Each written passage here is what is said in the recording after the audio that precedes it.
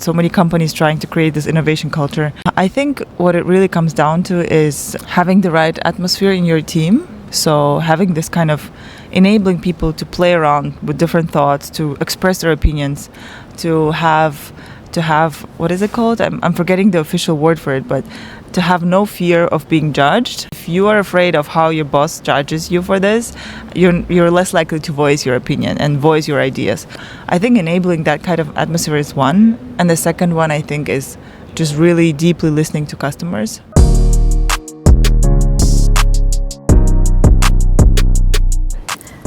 Anyone can get new, unique experience when we go to other place, Tokyo or London or San Francisco. There are many distractions. Life is so busy. But I believe, Mika, you are good at focus something to get insight. How do you do such a, a mindfulness? Do you do journaling or you talk with your co-founder and then getting insight? What do you do?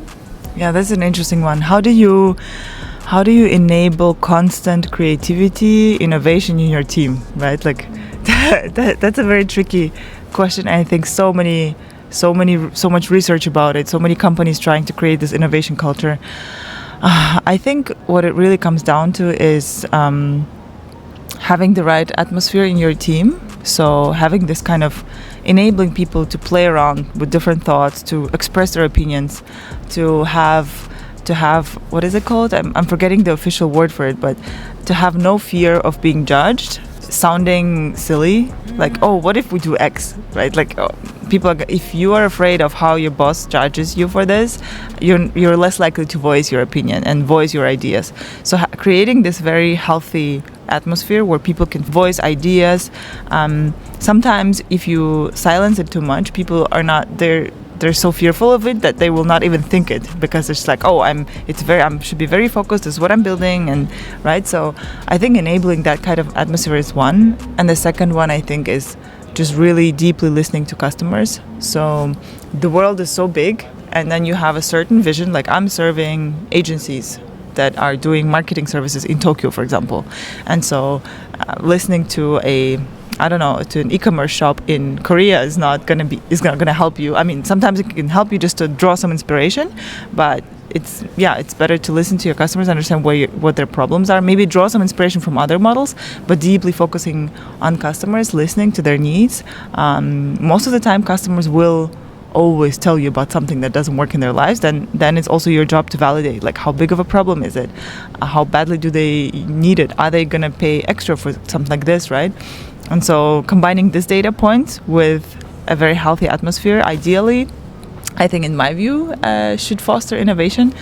But also there are so many people who have different recipes for it. So I think that's just in my humble opinion, I would say. Thank you. And you are good at to emphasize the end user's opinion, pain point, needs, wants, I think. And then if I remember correctly, thanks to customers' feedback, you decided to pivot in last year, correct? Yeah, could you please share about it? I think we didn't really decide to pivot. We were considering pivoting. So as you already said, right, everybody has this problem with the calendar. Everybody has the problem that we are limited in our time and resources. And because of that, and because also we are quite inbound led, so we create content, people sign up, and it's not this enterprise type of company that I reach out to, like CEOs, and like it's a lot of people who actually sign up, try it out, maybe recommend their friend, and then it like expands in the B2B landscape. But what's interesting about it is that because it's such a universal problem, we have a lot of different profiles of people signing up. So sometimes it can be smaller teams, bigger teams, different sectors. So we thought like maybe we should focus on one of them. Let's just focus, like, let's be, like, as I mentioned, right, like pre-sales, like let's be the number one pre-sales platform for this. And I think what we did last year is trying to validate which persona we should focus on more. Yeah. I see. Yeah. And then we did decide to focus specifically more, for example, on leadership teams, help people who have already very busy schedules to understand how they're spending their time. But ultimately, we decided not to verticalize too much, because we are a horizontal solution, and anybody who's using Google Calendar can use us, and that's kind of the beauty of it. And so we decided to stick to the horizontal, just serve like 3-4 main use cases, but remain in the horizontal space, because this is how people find us, this is how they draw value, and yeah, but that's the journey we went through last year. I see. Amazing. And you mentioned already your company tackle has 400 customers. Wow. So do you remember your first customer? Unfortunately, I don't, because that's my co-founder started it. Okay. Yeah, and but I think in the beginning it was a lot of people who just needed to export, and it was like non-profit organizations or teachers who were like downloading their schedule, like very, very fragmented user base. And over time it became more of this like, okay, team leaders, B2B, and now also like agencies, so anybody who's providing services, for example, and needs to track how much time they spend on different clients. So now it became this like more for customer operations. But before, I think it could have been education, it could have been anything, and it took some time to figure out like where's the best fit. As a early stage company, anyway, we want to get customers, right? First customer. Did you ask to friends, or did you go to any event and then did you promote? Hey, we are having this product. Could you please use it like that? Yeah. So I think what he did back then is he launched it. He started investing into SEO, so started investing into just website traction, and because it's a Google Calendar, you already like where you benefit if you build for specific software that already exists for specific infrastructure. You can place it in the Google store, for example. You can place it in I think there's also like we have a Chrome extension, and there's also like a database of different Chrome extensions that people also find us through. So if you are launching in a certain in a certain landscape, like you're building in an app, like it can be in an app store, that's where the first users found us. I see. Great. Thank you. And then you said like a few Japanese customers. Yeah, it's interesting because they found us From internet. Yeah. Wow. And I think the biggest difficulty was none of us speaks fluent Japanese. And so I did onboarding, and I tried to speak with my limited Japanese skills. But I tried to encourage, and I think in Japan it's very interesting. Interestingly, our solution fits the Japanese market quite a bit because people really like order and efficiency here, and just like being very ruthless about how much time is spent on something. So interestingly, from the customer fit and from the messaging perspective, Japan works quite well. I think, yeah, it's definitely I think more English, or like where companies are a little bit more international, they'd be open to that. So that's an interesting insight that we had, and yeah. And this time, kind of longer you are staying in Tokyo, right? So why did you come to Japan? Because of our audience are so interested in about you. Actually, her name is Mika, super popular Japanese name, but she is not Japanese. So yeah, this is kind of a fun fact, right? It's a really fun fact. Is this popular name in Kazakhstan? Mika is. Yeah, so I'm originally from Kazakhstan, and it's funny because sometimes people on the streets, actually very often they always like consider me maybe as Japanese, or they would speak Japanese to me. Maybe they speak Japanese to every gaijin, I don't know. But I'm like, I'm so sorry. I try to respond, but yeah. I'm originally from Kazakhstan. I think interestingly, a lot of nicknames in Kazakhstan are Japanese full names. What? So Mika is my nickname. But then we also have nicknames like Aika, Saya, Aya, which are like very typical Japanese names, and because of that, it's very interesting, and there is some overlap in names. But yeah, I'm here mostly for I initially came for personal reasons. So I'm married to somebody who is from Tokyo, and he's half Japanese, and so I've always had this Japan connection for quite a while, and visited before, and yeah, I think this is the first trip where it really feels like a little bit like of a home base because I'm staying so much longer, but also wanting to connect. I think it's also a very exciting time to be in Japan right now because I feel like Japan is experiencing this wave of like even the fact that Antler is investing here. Like I think the VC investment increased like tenfold, and there is so much happening. And I think Japan has a unique advantage at the moment with everything that's happening in AI. And I personally think it would be very, very exciting to even like, I don't know, have like part of your team in Japan at some point, right? Like to have some sort of presence here, because there are a lot of advantages to building a startup in Japan. Like the infrastructure, everything works so well. You can focus on your work and you don't have to think about anything else because And super safe. so safe. I mean, you, somebody who is like in Mission Bay, you know, so safe, so many advantages, so much to draw inspiration from. And I think what Japan does really uniquely well is combining innovation and love for technology and change, but still staying loyal to some ancient wisdom traditions from thousands of years ago. And I think it's very unique where you can combine both, because a lot of places that are traditional, they tend to be change resistant, so like not wanting innovation. Japanese consumers, Japanese businesses, they keep introducing new flavors of everything, like new products, like all the time.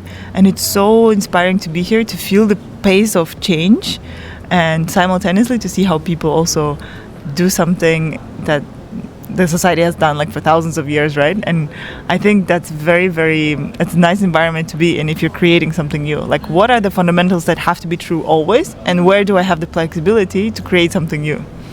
Yeah. Thank you. As a Japanese, so happy to hear that. Okay, the 3 key takeaways from conversation Mika part 2. 1. Creating an innovation-friendly culture starts with psychology safety. Mika believes that true innovation happens when people feel safe to share ideas without fear of judgment. Many companies struggle with creativity because employees are hesitant to speak up, fearing that their suggestions might sound silly. To foster innovation, leaders must build an environment where open discussion and idea sharing are encouraged. Example: if a team member wants to propose unconventional solution, but they are afraid of their boss dismissing it, they want to share it. Over time, this kills creativity. Mika emphasized that companies needed to create a culture where no ideas is too crazy to discuss, allowing true innovation to emerge. Key insight: the best ideas often start as a wild, unfiltered thought. Companies that encourage open brainstorming outperform that silence their employees. 2. Finding product market fit. Why Taco didn't pivot but narrowed its focus. Last year, Mika and her team at Taco considered pivoting to focus on a specific niche. Their product, a calendar analyst tool, was attracting many different types of users, from small teams to enterprise client. Market is difficult to decide which customer segment to prioritize. Example: they explored becoming the number one pre-sales tool, but realized that staying broad had advantages. Since anyone who used Google Calendar could benefit from Taco, they decided to focus on a few key use cases instead of limiting themselves to one industry. This decision allowed them to scale while maintaining flexibility. Key insight: startups don't always need to pivot entirely. Sometimes focus on the right customer segment while keeping broad product appeal is a smarter approach. 3. Japan as a startup hub. Mika sees big potential here. Through Mika's originality from Kazakhstan, she has spent extended time in Tokyo and sees Japan as an emerging hotspot for startup and innovation. She believes Japan offers a unique balance between embracing technological change and preserving deep-rooted traditions, making it an inspiring place for entrepreneurs. Example, Mika points out that Japan's business culture is fast-moving, with companies constantly introducing new product variations, showing a willingness to innovate. She also highlights to Japan's safe and well-structured environment, which allows founders to focus on building their startup without unnecessary distractions. Key insight: Japan is experiencing a wave of startup growth with more VC funding, global interest, and infrastructure advantages. Mika sees this as the perfect time for startups to explore opportunities in Japan. Okay, thank you so much for watching our episode today. We hope today's conversation will help your future and career. If you like it, please subscribe us and give you a like. Okay, the next episode is Mika Part 3. Please stay tuned. Okay, see you soon. Bye bye.